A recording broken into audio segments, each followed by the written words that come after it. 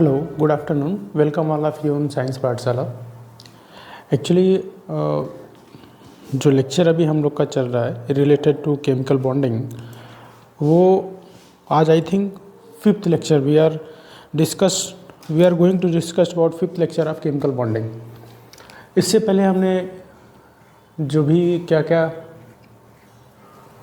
Topic था मैं आपको डिस्कस कर लिया था कि केमिकल बॉन्डिंग में बॉन्डिंग क्यों होता है, बॉन्डिंग की ज़रूरत क्यों होता है, केमिकल कंपाउंड क्या होता है, आयनिक कंपाउंड क्या है, कोवेलेंट कंपाउंड क्या है, उसमें क्या क्या कोर्स है, उसके अंदर क्या क्या आएगा। आईटीजे में बहुत ज़्यादा वेटेज इसका होता है, ये भी मैं आप लोगों को बताया। और आयनिक कंपाउंड को बनने के लिए कौन कौन सी एनर्जी यूज़ होती है, which energy required to formation of ionic bond, ये भी यहाँ तक मैंने पढ़ा दिया था, है ना।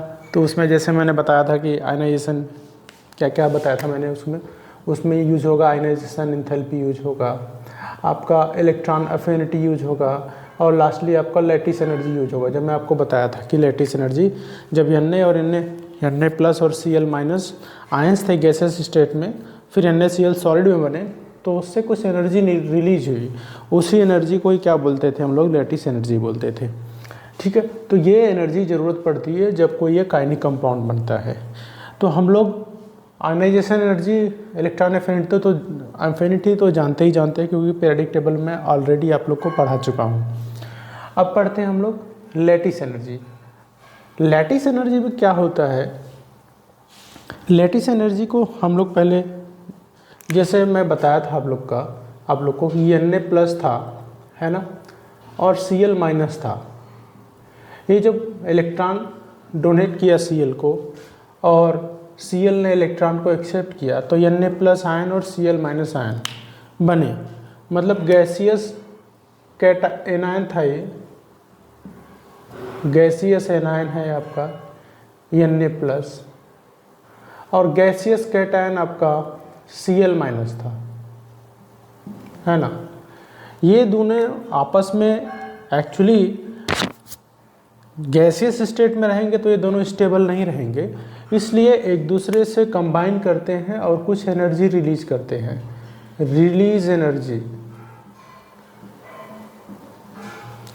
Energy to combine in solid state में आने के लिए ये अपनी एनर्जी कुछ रिलीज करते हैं। क्यों रिलीज करते हैं? Because want to be in a stable state. अब अपनी एनर्जी क्यों रिलीज करते हैं? अपनी एनर्जी रिलीज करेंगे, है ना, अपनी एनर्जी रिलीज करेंगे तो क्या होगा कि इनकी एनर्जी क्या होगी, डाउन होगी। तो जितनी लोवेस्ट एनर्जी रहती है, मतलब ये लोवेस्ट एनर्जी में आया, मैं एनर्जी का ग्राफ आप लोग को समझाया था, तो ये स्टेबिलिटी इसकी क्या हो जाएगी, हाईएस्ट हो जाएगी।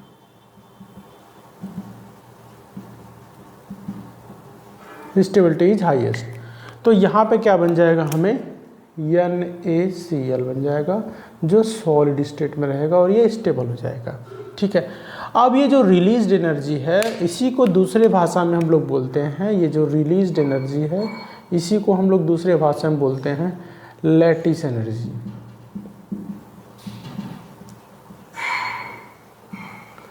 अब एक्चुअल में लैटिस एनर्जी क्या है कि वो रिलीज एनर्जी है जब किसी गैसियस कैटायन और गैसियस एनायन कंबाइन करके one mole of ionic compound बनाते हैं, तो उसमें जो एनर्जी का रिक्वायरमेंट होता है उसी एनर्जी को हम लोग बोलते हैं लैटिस एनर्जी। अब लैटिस एनर्जी डिफिनीशन से तो आप लोग समझ नहीं पाओगे जब तक कि मैथमेटिकल टर्म्स आपके सामने ना हो कि लैटिस एनर्जी, ये तो सब डिफिनीशन समझ लिए कि 1 mole of gaseous cation 1 mole of gaseous anion जब मिलते हैं, when they combine to each other then form a 1 mole of ionic compound. For that requirement of energy is called lattice energy, वही मैं definition लिखा हूँ। The energy which is required to make 1 mole of product, 1 mole of product, यही है ना, 1 mole of product, 1 mole of product from its gaseous cation and gaseous anion is called lattice energy. Lattice energy को short form में L.T से represent करते हैं। ये product है 1 मोल ऑफ प्रोडक्ट में क्या है, वो प्रोडक्ट क्या है, आयनिक कंपाउंड, आयनिक कंपाउंड इसको बोल सकते हैं, या we can say that electrovalent compound. तो इसको कोई भी टर्म से हम लोग डिनोट कर सकते हैं। अब जो ये लैटिस एनर्जी है जो हम LE से रिप्रेजेंट करते हैं, अब ये लैटिस एनर्जी को हाउ वी डिटरमाइन,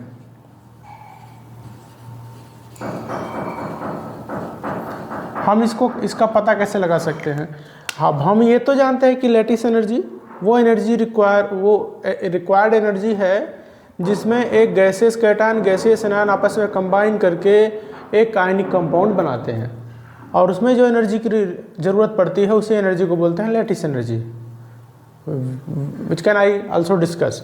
तो कैसे इसको डिटरमाइन करेंगे, तो इसके लिए क्या होता है, ये डायरेक्ट मेथड से हम लोग इसको डिटरमाइन नहीं कर सकते, इसके लिए एक इनडायरेक्ट मेथड होता है, इनडायरेक्ट मेथड। उस इनडायरेक्ट मेथड को बोलते हैं, ध्यान रखना, उस इनडायरेक्ट पूछेगा ना कि how we determine, for which method we can determine the lattice energy, direct method और इनडायरेक्ट मेथड, और इनडायरेक्ट मेथड में वो कौन सा मेथड है, तो दैट इज बॉर्न-हेबर साइकिल। तो बॉर्न-हेबर साइकिल से हम किसी भी केमिकल रिएक्शन, जो केमिकल कंपाउंड बन रहा है उसमें कितनी एनर्जी, कितनी लैटिस एनर्जी रिलीज होगी है, कितनी लैटिस एनर्जी का ज़रूरत पड़ेगा जैसे इस रिएक्शन को होने के लिए ही, तो बॉर्न-हावर साइकिल से हम उसको निकाल सकते हैं। और वो एक इनडायरेक्ट मेथड है, डायरेक्टली हम लोग नहीं निकाल सकते, ठीक है।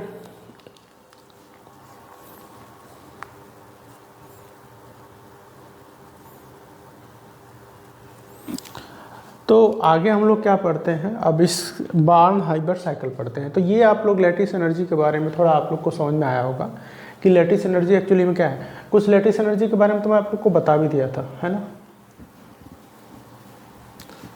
तो नेक्स्ट हम लोग पढ़ते हैं लैटिस एनर्जी को पढ़ने के लिए बॉर्न-हाइबर साइकिल। तो ये बहुत बड़ा अब आपको बड़ा पोर्शन रहेगा ही, है ना, जब तक बॉर्न-हाइबर साइकिल नहीं रहेगा।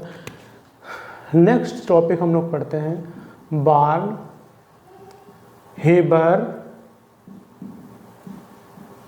साइकिल। तो what is the born-Haber cycle, मैं आप लोग को बताया कि बॉर्न-हाइबर साइकिल क्या होता है, एक तरह का एनर्जी है, एक तरह का क्या है, ये भी एक एनर्जी टर्म ही है, एनर्जी टर्म। और एक ही एनर्जी टर्म नहीं है, इसमें मेनी एनर्जी टर्म यूजिंग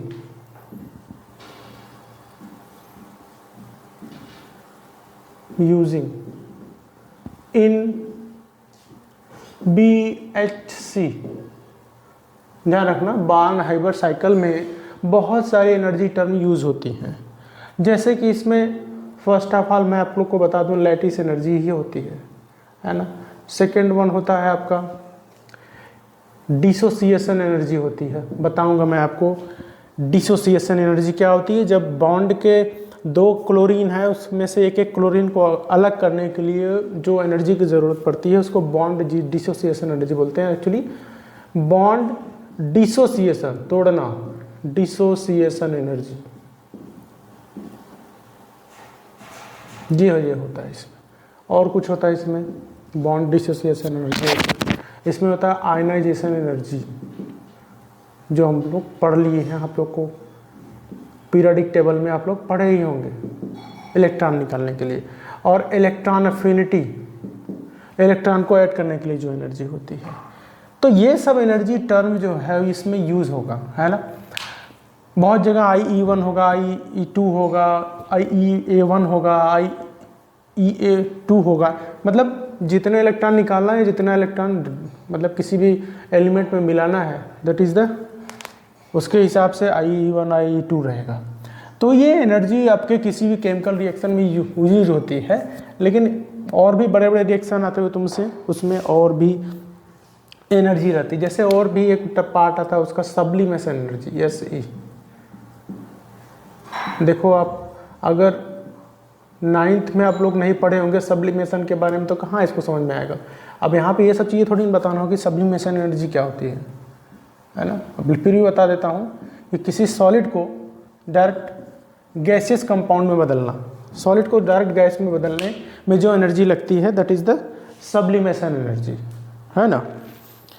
तो जैसे मैं आप लोग को बता दूँ, इसका एक डिफिनीशन बता देता हूँ मैं।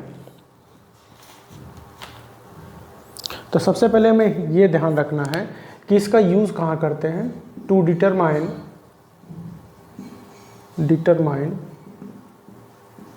Lattice energy in any chemical compound, in any formation of chemical compound या formation of ionic compound। तो ionic compound में कितना लैटिस एनर्जी का ज़रूरत होगा बनने में उसको, that is the way how we can determine that is the Born-Haber cycle। Okay, तो अब मैं इसका डेफिनेशन बता देता हूँ। देखो इसको रिप्रेजेंट करते हैं डेल्टा HF से। अगर इसको लिखें हीट ऑफ फॉर्मेशन, ध्यान रखना डेल्टा HF से रिप्रेजेंट करते हैं। अभी मैं बताऊंगा डेल्टा HF कैसे निकालेंगे। और इसका डिफिनीशन अगर लिखें तो the amount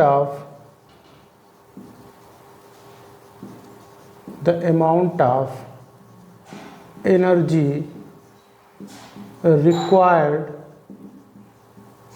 to formation of 1 mole to formation of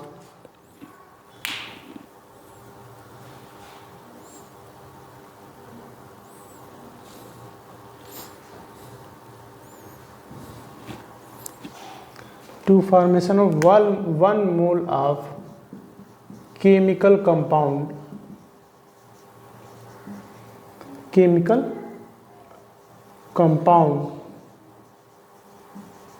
from its pure elements state। ध्यान रखना कि अमाउंट ऑफ एनर्जी, अब अमाउंट ऑफ एनर्जी इसमें जो होगा, अब लिख लेना ब्रैकेट में कि अमाउंट ऑफ एनर्जी इसमें क्या है, हीट है। तो याद रखना यहाँ पे लिख सकते हैं कि the amount of heat required to formation of 1 mole of chemical compound from its pure element state. ध्यान रखना यहाँ पे क्या है, प्योर एलिमेंट स्टेट।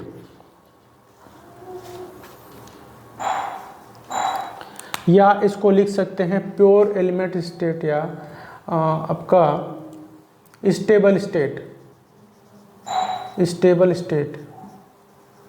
या इसको लिख सकते हैं नेचुरल स्टेट।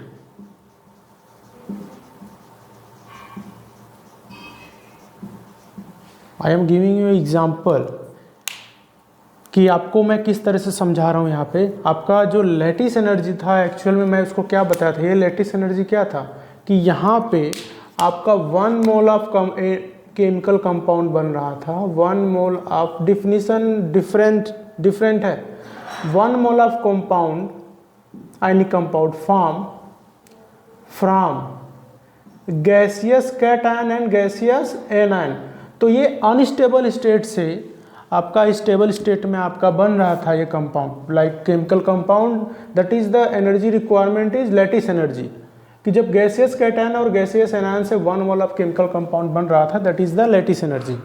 बट यहाँ पे डेल्टा HF या बॉर्न-हेबर साइकिल का डिफिनीशन एक तरह से क्या है कि amount of heat energy required to formation of 1 mole of chemical compound या ionic compound from it's stable state या प्योर स्टेट और एलिमेंट स्टेट और नेचुरल स्टेट्स एलिमेंट्स। तो नेचुरल स्टेट से जैसे कि मैं आपको बताऊं, सोडियम है ना, आपका सोडियम नेचुरली किस रूप में पाया जाता है नेचर में, और क्लोरीन किस रूप में पाया जाता है स्टेट में, वो कैसे मिलता है। तो आपका सोडियम क्या है, सॉलिड स्टेट, क्लोरीन क्या है, गैसेस स्टेट। तो ये दोनों सॉलिड और गैस मतलब जब प्योर स्टेट में आपस में मिलते हैं, they are forming NaCl that is in the solid state.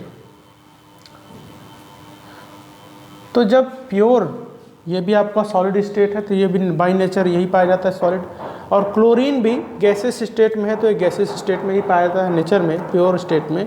तो ये जब कंबाइन करते हैं और उसमें NaCl बनता है, सॉलिड स्टेट में डायरेक्ट मिल जाता है।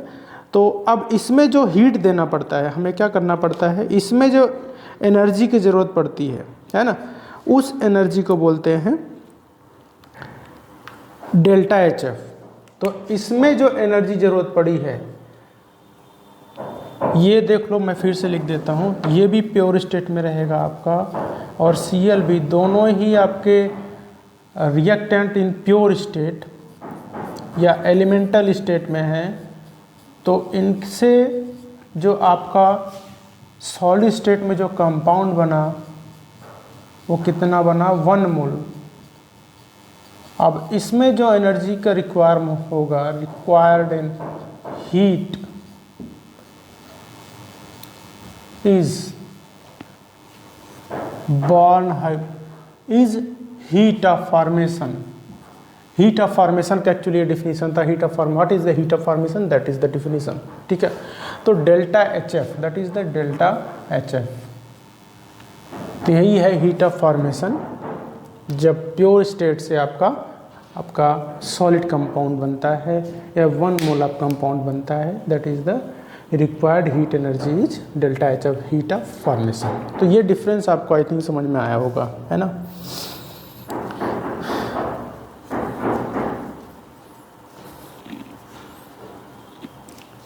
ठीक है, इसको बोल देता हूँ मैं, ये क्या है, हीट ऑफ फॉर्मेशन। इसमें जो हीट एनर्जी की ज़रूरत पड़ी, required heat for this reaction for pure state to stable state of 1 mole of compound, that is the heat of formation, delta HF। ठीक है, तो यहाँ तक आप लोग को आई थिंक समझ में आया होगा। कुछ चीज़ें और हैं, थोड़ा सा उसको डिस्कस कर लेता हूँ मैं, इसको थोड़ा सा इरेज कर देता हूँ, आप लोग नोट करते हुए चलिए, है ना। ठीक है, देखिए मैं इसमें क्या है कि किस तरह से बार्नहाइमर साइकिल वर्क करता है, उसके लिए मैं एक रिएक्शन आपको बताता हूँ। जैसे कि मैं आप लोग को बताया कि Na था प्योर स्टेट में, है ना, Cl था प्योर स्टेट में, that is the solid state, and this one is gases state. When they combining and forming the NaCl, अब ये किस तरह से बना है और इसमें जो एनर्जी लगी है उसको ही बोलते हैं डेल्टा HF। बार्नहाइमर साइकिल में जो डेल्टा HF होता है, that is the heat of formation. तो जो एनर्जी इसमें लगी प्योर स्टेट से ये स्टेट बनाने के लिए 1 मोल ऑफ केमिकल कंपाउंड में, तो डेल्टा HF होगी। अब ये किस तरह से बनता है, देखिए Na है, अब क्या होता है, Cl2 है। एक्चुअल में हमें क्या लिखना था,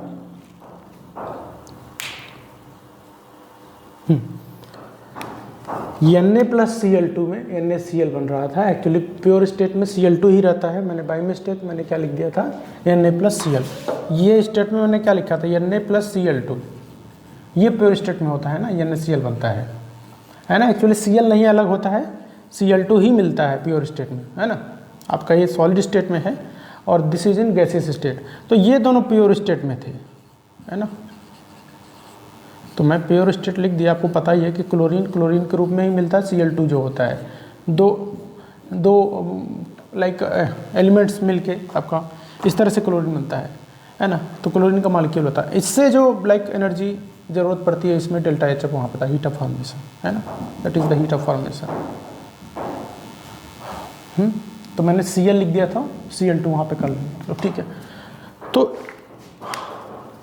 Cl2 से ये आपका बन रहा था NaCl, लेकिन इस तरह से तो बनेगा नहीं, है ना। कैसे बनेगा ये Na प्लस Cl2 कैसे होगा? Na तो ठीक है, बहुत ध्यान से आप लोग समझना, Na हो गया प्लस Cl2 गिव्स NaCl। अब देखो दोनों ही कंपाउंड एक एक है ना, एक Cl एक Na है एक Cl है, तो यहाँ पे क्या कर देंगे हाफ Cl2, क्या कर देंगे यहाँ पे हाफ Cl2, तभी तो भाई ये रिएक्शन क्या होगा, स्टेबल होगा, है ना, संतुलित हो जाएगा, balancing of equation. Na plus half Cl2 gives NaCl, ठीक है। इस तरह से ये आपका फॉर्मेशन होगा। अब देखिए, अब हम इसको कैसे कैसे करेंगे। ये आपका सॉलिड स्टेट में है, ये आपका गैसियस स्टेट में है, ये भी आपका सॉलिड स्टेट में है ना। नाउ अब देखिए, पहले हम लोग देख रहे थे कि Na से Na प्लस आएगा कैसे। अब जो रिएक्शन अभी हम लोग देख रहे थे कि Na से Cl2 जुड़ा NaCl बना, अब ये बना कैसे। Na पहले बना होगा Na प्लस में, Na पहले क्या बना होगा, Na प्लस में बना होगा, तब तो जाके फिर से गैसियस एनायन और गैसियस कैटायन मिलके नया कंपाउंड बनाए। तो यहाँ से पहले क्या हमें बनाना पड़ेगा, Na प्लस। अब ये किस में आया, ये गैसियस स्टेट में आया। अब गैसियस स्टेट में आने के लिए हमें क्या करना पड़ेगा, इसको कुछ एनर्जी देनी पड़ेगी, है ना। अब वो कौन सी एनर्जी देनी पड़ेगी, अभी मैं समझाया था आप लोग को, एनर्जी टर्म सारा डिस्कस किया था कि सॉलिड स्टेट से है, हमें गैसियस स्टेट में बनाना है, तो Na से Na प्लस बनाना है, तो इसको कौन सी एनर्जी देनी पड़ेगी Na को, तो that is the sublimation energy, sublimation energy. तो कौन सी एनर्जी हम लोग देंगे इसको, sublimation energy. Gaseous direct solid से गैस में बदलते हैं, जैसे आप लोग कैम्फर को डायरेक्ट सॉलिड से गैस में बदल देते थे, तो ये क्या होगा, सब्लिमेशन एनर्जी। और giving energy is always positive, तो हम लोग इसको प्लस सब्लिमेशन एनर्जी लिख देंगे, ध्यान रखना साथ साथ। ये हो गया भाई, हाँ, Na प्लस। अब Na प्लस से Na सॉलिड करेंगे, Na प्लस से Na सॉलिड करने के लिए, सॉरी पहले हम लोग इसमें क्या रखें, gases state, I am very sorry, कि Na से Na गैसेस स्टेट में डालने के लिए हमें क्या करना पड़ेगा, इसको सब्लिमेशन एनर्जी देना पड़ेगा। बाई मिस्टेक मैंने Na प्लस लिख दिया था। अब Na से Na गैसेस हुआ। अब नाउ दैट, अब इसमें से एक इलेक्ट्रॉन निकालना पड़ेगा, है ना। Na प्लस बनाने के लिए हम लोग इसमें क्या करेंगे, आयोनाइजेशन। भाई आयोनाइजेशन एनर्जी देंगे तभी तो इसमें से इलेक्ट्रॉन निकलेगा, तभी तो I होगा, Na प्लस होगा। तो मतलब यहाँ पे हम लोग इसको कौन सी एनर्जी देंगे, आयोनाइजेशन एनर्जी। और ये भी एनर्जी अगर गिविंग एनर्जी है तो दैट एनर्जी इज पॉजिटिव। भाई गिविंग एनर्जी ही तो है, ये भी क्या है, गिविंग एनर्जी है, ये भी क्या है, गिविंग एनर्जी। भाई इलेक्ट्रॉन निकालने के लिए हमें एक अलग से एनर्जी देनी पड़ती है, तब इलेक्ट्रॉन निकलता है ना। वो ज़्यादा एनर्जी उसके पास होगी तभी बाहर निकलेगा। अब ज़्यादा एनर्जी कब होगी, जब हम उसको बाहर से एनर्जाइज करेंगे। तो यहाँ से हमें क्या मिल गया, Na प्लस एनायन मिल गया और ये गैसियस स्टेट में आ गया। ओके, तो हमें Na से Na प्लस गैसियस एनायन कैसे मिला। पहले सब्लिमेशन एनर्जी दिए तो सॉलिड से गैस बना Na, sublimation energy that is the giving energy. तो S प्लस Sc होगा ये सब्लिमेशन एनर्जी। अब Na से Na प्लस बनाने के लिए हमें क्या है, आयोनाइजेशन एनर्जी देनी पड़ेगी, that is the also a giving energy. तो दिया गया एनर्जी ऑलवेज पॉजिटिव, तो यहाँ पे भी IE1 हो, IE प्लस IE। नाउ अब देखो Cl से Cl प्लस, अब देखो यहाँ पे Cl दो Cl है, मतलब Cl और Cl है। अब इस एनर्जी को तोड़ने के लिए मैं अभी समझाया था आप लोग को, एक एनर्जी की ज़रूरत पड़ती है जिसको बोलते हैं बॉन्ड डिसोसिएशन एनर्जी। क्या बोलते हैं, अब Cl से हमें क्या बनाना है, Cl बनाना है, क्या बनाना है, Cl बनाना है। तो इसको ब्रेक करने के लिए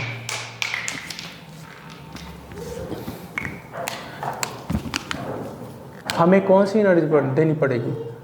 बॉन्ड डिसोसिएशन एनर्जी। तो कौन सी एनर्जी देनी पड़ेगी इसको? Bond dissociation energy.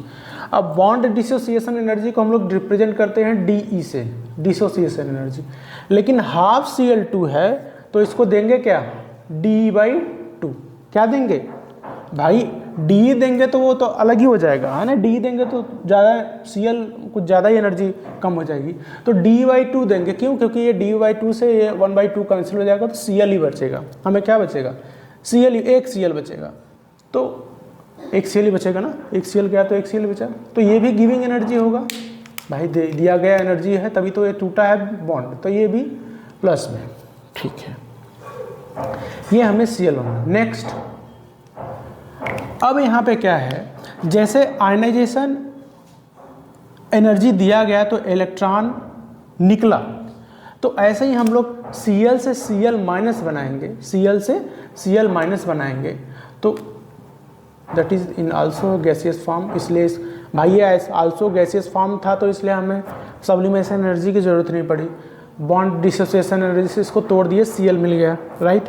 अब Cl मिलने के बाद अब Cl माइनस बनाएंगे, है ना। Cl माइनस बनाएंगे कैसे? अब इसको हम लोग इलेक्ट्रॉन अफिनिटी, मतलब इसमें इलेक्ट्रॉन ऐड कराएंगे, इलेक्ट्रॉन ऐड कराएंगे। एडिंग इलेक्ट्रॉन मतलब एडिंग इलेक्ट्रॉन,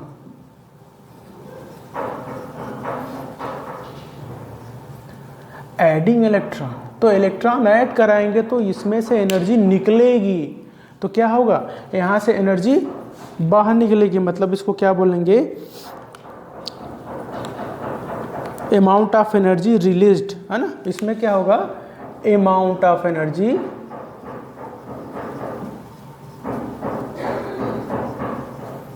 तो जब हम ऐड करेंगे इलेक्ट्रॉन तो अमाउंट ऑफ एनर्जी क्या होगा? रिलीज होगा।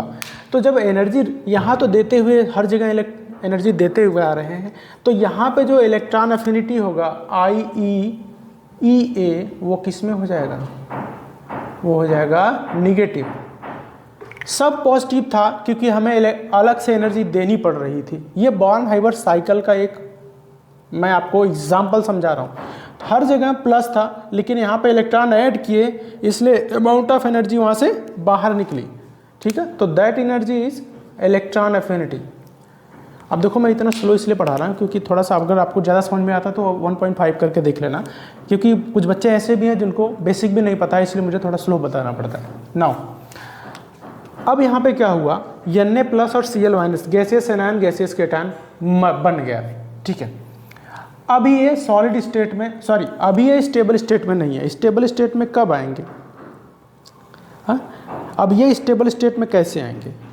अब ये स्टेबल स्टेट में आने के लिए Na प्लस हो गया, यहाँ से मिला हमें गैसियस में, और यहाँ से हमें क्या मिला? इससे बॉर्न हाइबर साइकिल से Cl माइनस, है ना, गैसियस।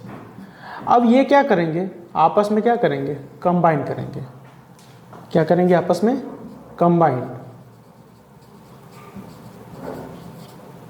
अब आपस में कंबाइन किए और फॉर्म किए क्या? अब देखो Na प्लस आपको पता है कि स्टेबल स्टेट में नहीं है, Cl माइनस स्टेबल स्टेट में नहीं है क्योंकि ये गैसियस स्टेट में, जबकि इनका ऑक्टेट कंप्लीट था। अब ये बना लिए क्या? NaCl। अब ये NaCl किस स्टेट में हो जाएगा? सॉलिड स्टेट में। और सॉलिड स्टेट में होने के कारण ये हो गया स्टेबल स्टेट में, ये हो गया स्टेबल स्टेट में। अब 1 mole of gaseous anion and 1 mole of gaseous cation, they are combining and formation of 1 mole of ionic compound। तो ये कंपाउंड बना है, तो इसमें जो एनर्जी क्या होगी? यहाँ पे भी क्या होगी? Energy released. मैं आपको समझाया था लैटिस एनर्जी में एनर्जी रिलीज्ड, यही एग्जांपल भी था। तो यहाँ पे जो एनर्जी रिलीज्ड होगी that energy is lattice energy. अब मैं आपको बताया कि एनर्जी जो रिलीज होती है दैट एनर्जी इज निगेटिव, तो यहाँ पे लैटिस एनर्जी जो होगी वो क्या होगी? Negative in sign. तो यहाँ पे हमें क्या मिला, लैटिस एनर्जी इन माइनस, क्योंकि ये एनर्जी क्या है, रिलीज हो रही है। तो अब देख लो Na और Cl से NaCl बनने में कौन कौन सी एनर्जी लगी, आपका सब्लिमेशन एनर्जी, आयनाइजेशन एनर्जी, आपका bond dissociation energy, electron affinity and lastly is lattice energy. 1 mole of ionic compound, 1 mole of gaseous cation, 1 mole of gaseous anion combining and formation of 1 mole of ionic compound या 1 mole of compound at that released energy or required energy is called lattice energy। तो ये lattice energy हो गया। अब अगर आप लोग देखोगे कि हीट ऑफ फॉर्मेशन क्या हुआ, अगर हम लोग इस इक्वेशन के लिए बोलें कि heat of formation delta HF, इसको क्या बोलते हैं, हीट ऑफ फॉर्मेशन, क्या होगा। तो डेल्टा HF अगर हम इस इक्वेशन के लिए निकालें, क्योंकि हर इक्वेशन के लिए आपको निकालना पड़ेगा, ठीक है, Na और Cl से कैसे NaCl बना, उसमें कौन कौन सी एनर्जी यूज हुई, that is the energy term. तो डेल्टा HF में पहले तो हमें सब्लिमेशन एनर्जी दी गई, तो सब्लिमेशन एनर्जी इज पॉजिटिव, तो उसको पॉजिटिव रखें। उसके बाद क्या था, सेकंड आयनाइजेशन एनर्जी, तो ionization energy is also positive. In second step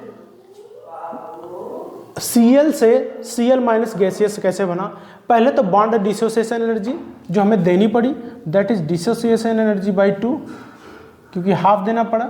इसके बाद अब इलेक्ट्रॉन Cl से Cl माइनस इलेक्ट्रॉन एफिनिटी, मतलब इलेक्ट्रॉन ऐड किए तो एनर्जी डिसोसिएट हुई, बाहर energy, amount of energy released, तो दैट एनर्जी इज माइनस। आपको बता दिया कि ये माइनस क्यों हुआ, क्योंकि एनर्जी रिलीज हुई, इलेक्ट्रॉन ऐड किए तो एनर्जी बाहर निकली, ठीक है।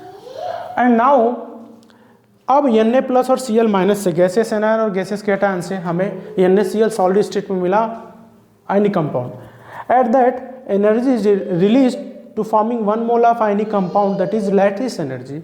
तो लैटिस एनर्जी निकली है, तो that is also in negative term. तो ये हमें मिल गया आपका हीट ऑफ फॉर्मेशन, इतना ध्यान रखना चाहिए आपको।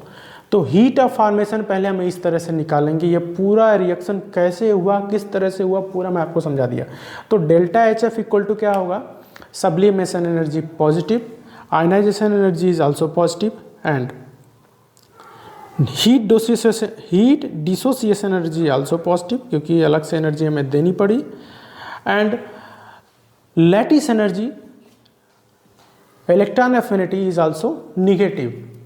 अगर हमें यहाँ पे सब कुछ दिया हो, सबकी वैल्यू हमें पता हो, और यहाँ पे लैटिस एनर्जी निकालनी पड़े, मतलब दिया नहीं रहेगा, ऐसे ही इस तरह से ही निकालना रहेगा, क्योंकि बहुत बड़ा टर्म नहीं रहेगा, क्योंकि वो आगे जब बड़े क्लासेस में जाएंगे तब सबकी वैल्यू निकालनी भी रहेगी, दी भी रहेगी। यहाँ पे अगर हमें लैटिस एनर्जी निकालनी पड़े तो किस तरह से करेंगे, इस तरफ सब भेज देंगे, भाई जितना निगेटिव है सब पॉजिटिव हो जाएगा, इतना पॉजिटिव है सब निगेटिव हो जाएगा। तो इस तरह से लैटिस एनर्जी इस तरह से दूसरी साइड करके लैटिस एनर्जी भी निकाल सकते हैं, ठीक है।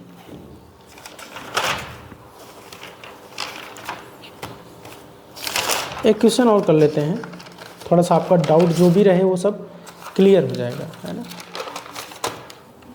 तो इतना ध्यान रखना कि ये सब पॉजिटिव की है, क्योंकि ये भी क्या है, एनर्जी गिविंग है, एडिंग एनर्जी है, ionisation energy is also giving energy, तो giving energy also positive, dissociation energy also giving energy, ये रिलीज्ड, ये भी रिलीज्ड, तो जो बाहर निकलेगी एनर्जी वो निगेटिव क्योंकि एनर्जी निकल रही है तो निगेटिव कम हो रही है, ओके। तो ये आपका एक हो गया, है ना। तो सेकेंड वन मैं आपको थोड़ा सा और बड़ा एग्जांपल लेता हूँ तो आपको ज़्यादा समझ में आएगा, है ना। तो हीट ऑफ फॉर्मेशन का एक चीज़ तो आप लोग देख लिए, सेकेंड एग्जांपल हम लोग देखते हैं, है ना, कि सेकेंड एग्जांपल में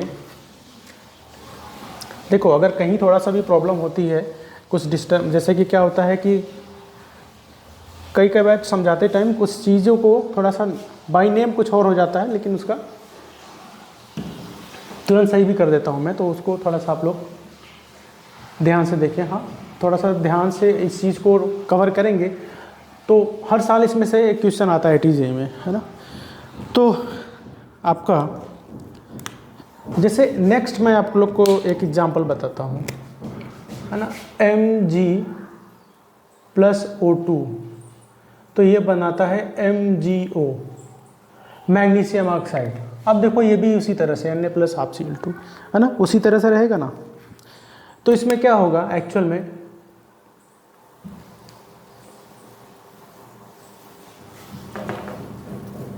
मैं बनाता हूँ Mg, ठीक है, और ये यहाँ पे O2, ये क्या बनाया Mg। ये आपको बिल्कुल अच्छे से समझ में आना चाहिए, थोड़ा सा स्पेस लेके मैं बता रहा हूँ कि चीज़ें आपको समझ में आती रहे। Mg+O2 gives MgO। अब देखो,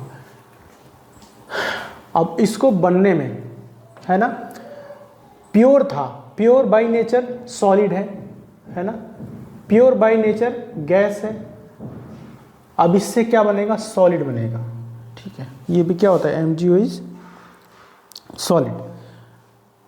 अब इसमें जो एनर्जी होगा, प्योर स्टेट से जो एनर्जी लगी किसी कंपाउंड को बनाने में, जैसे प्योर स्टेट Mg का सॉलिड है, इसका गैस है। अब इससे जो एक 1 मोल ऑफ कंपाउंड बना, तो उसमें जो एनर्जी, हीट एनर्जी की जरूरत पड़ेगी प्योर स्टेट से 1 मोल बनाने के लिए, that is the heat of formation ΔHF। तो ये मैं आपको बता दिया। अब ये ΔHF कैसे आता है वो स्टेप नीचे है। अब पहले मैं क्या बताया कि Mg तो आपका सॉलिड, ठीक है। अब देखो यहाँ पे O1 है, यहाँ पे Mg1 है, तो Mg1 तो ठीक है, लेकिन O2 तो 2 है, तो यहाँ पे क्या कर देंगे, हाफ O2, ठीक है। अब देखिए, अब ये एक्चुअली बनता कैसे है, Mg वो कैसे बनता है, Mg+2 होता होगा और O-2 होता होगा। भाई अपोजिट होंगे तभी तो एक दूसरे को अट्रैक्ट करते होंगे, मतलब Mg 2 इलेक्ट्रॉन देता होगा O को, तभी Mg O 2 इलेक्ट्रॉन एक्सेप्ट करके और Mg 2 इलेक्ट्रॉन डोनेट करके O2 को MgO बनाते हैं। That is the ionic compound, ठीक है। अब नाउ, अब ये Mg जो है, Mg से Mg गैस कैसे बनेगा, मैं आप लोग को बताया सब्लिमेशन एनर्जी। तो सब्लिमेशन एनर्जी मतलब एनर्जी दी गई, that energy is positive energy, ठीक है, वो एनर्जी दे गई, that energy is positive energy.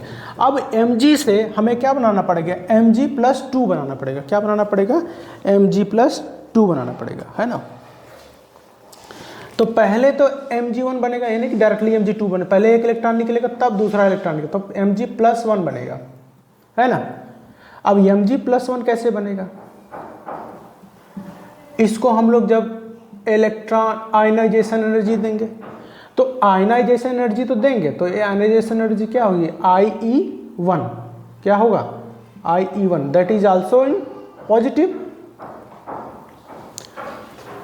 Giving energy is positive energy, previous class में भी मैं बताया आप लोग को, है ना, अभी थोड़े समय पहले भी बताया। सब्लिमेशन एनर्जी, इसको क्या बोलते हैं, सब्लिमेशन एनर्जी। अब ये क्या है, giving energy, giving energy is positive, ionization energy is also positive. दिया गया एनर्जी तो Mg+ बनाया, क्या बनाया, Mg++1।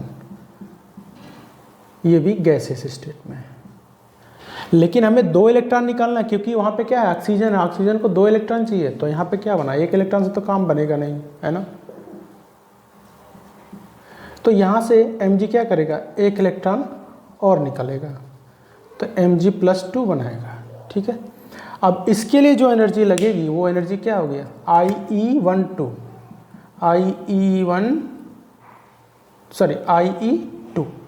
That is also positive. ध्यान रखना कि ये भी क्या रहेगा, पॉजिटिव रहेगा। भाई गिविंग एनर्जी ही तो है।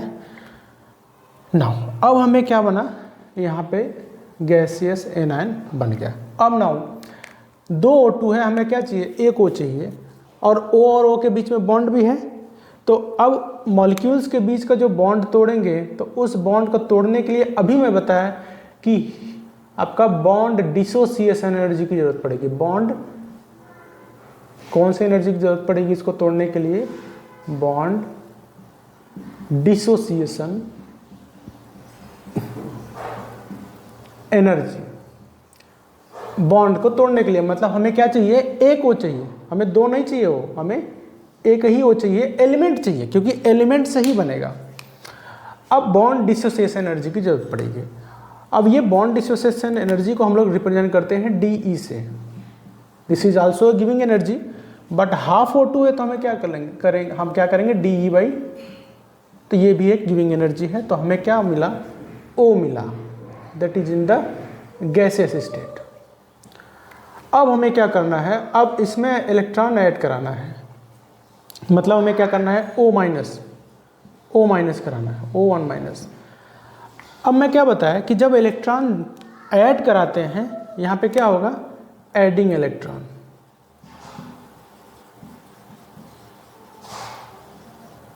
एडिंग इलेक्ट्रॉन में क्या होगा? Released energy. एनर्जी क्या होगी? रिलीज होगी।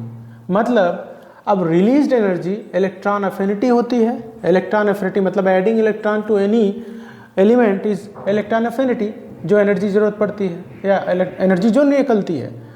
तो एनर्जी जब हमें क्या हुआ? रिलीज्ड हुई, मतलब एनर्जी कम हुई, that energy is electron affinity. और ये एक इलेक्ट्रॉन और निकलना है तो IE1 हो जाएगा। ये क्या एनर्जी होगा? IE1 होगा, है ना? ये अमाउंट ऑफ एनर्जी रिलीज्ड, ठीक है। अब देखिए एक इलेक्ट्रॉन तो हम दे दिए, अब एक इलेक्ट्रॉन मतलब इसमें से निकल गया। अब ये ध्यान रखना, यहाँ पे जब दूसरा इलेक्ट्रॉन देंगे for adding second electron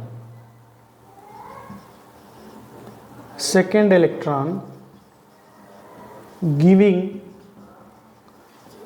energy, तो हम जब सेकेंड इलेक्ट्रॉन देंगे मतलब O-2 बनेगा, तो इसमें हमें गैसेस स्टेट यहाँ लिख लेना आप लोग।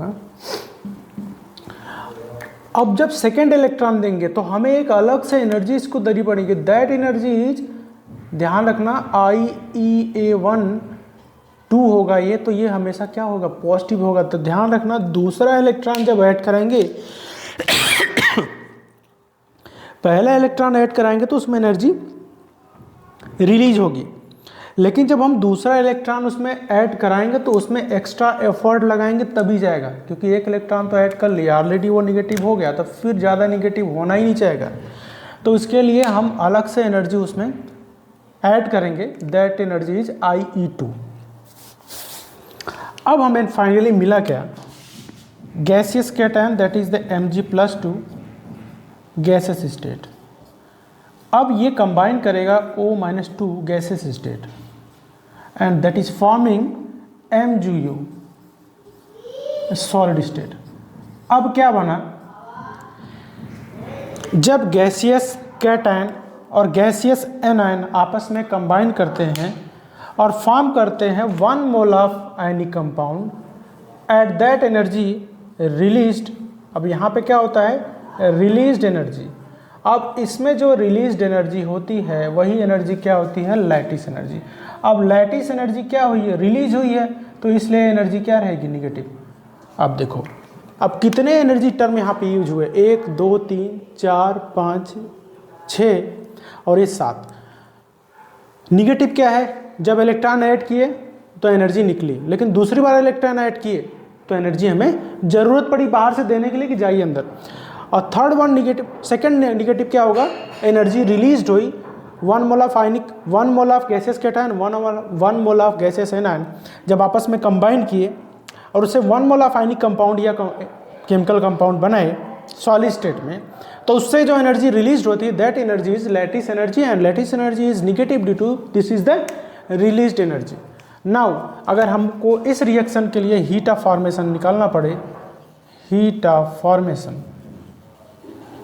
और आप लोग को ये पता होना चाहिए कि Mg और Mg+2 और O2 माइनस क्यों हुआ, O-2 हुआ, क्योंकि ये प्रोसेस 2 इलेक्ट्रॉन बाहर निकालेगा तभी 2 इलेक्ट्रॉन ये ऑक्सीजन एक्सेप्ट करेगा। ठीक, तो heat of formation delta HF क्या होगा, देख लो क्या क्या है। आपका सब्लिमेशन एनर्जी इज पॉजिटिव, ठीक, उसके बाद ionization energy IE1, second IE2,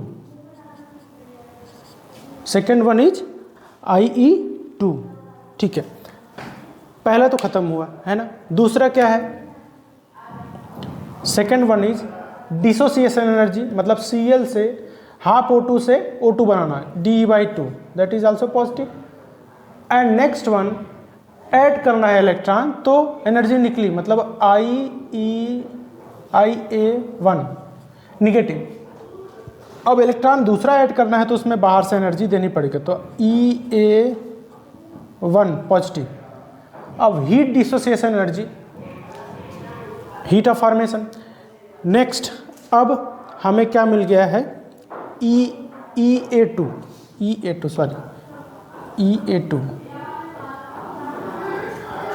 अब Mg+2 O2 -2 से MgO बना, और इसमें जो एनर्जी रिलीज हुई that is the lattice energy. तो लास्ट में लैटिस एनर्जी इज निगेटिव।